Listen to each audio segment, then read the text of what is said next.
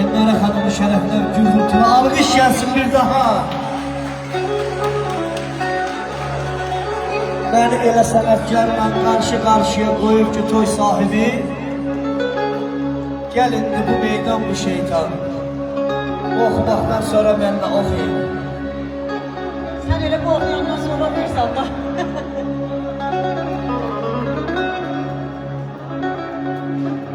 Sen eğer olmasan ey gün mənə can kim olar?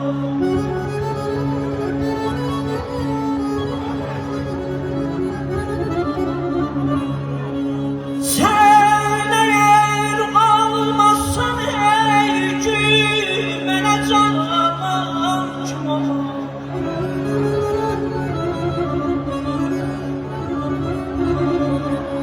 Akmar gözlerine bana hayran kim olar?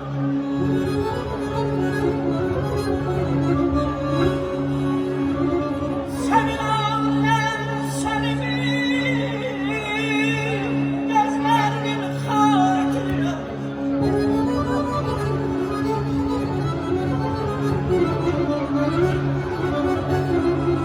Hayır Elnara Hanım.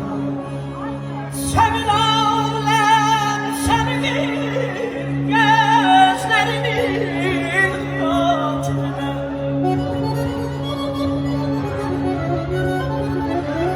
Yoksa tek zülfün için bunca perişan kılar.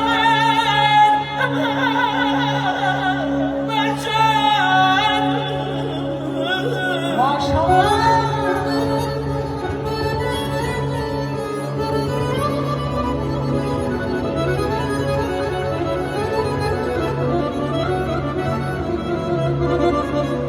İncilip çalma nazardan düşen aşıkları.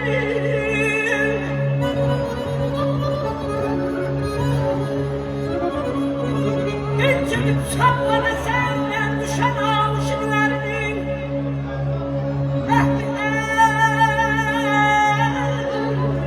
Eşk almasa köyümden yapmam kim olam?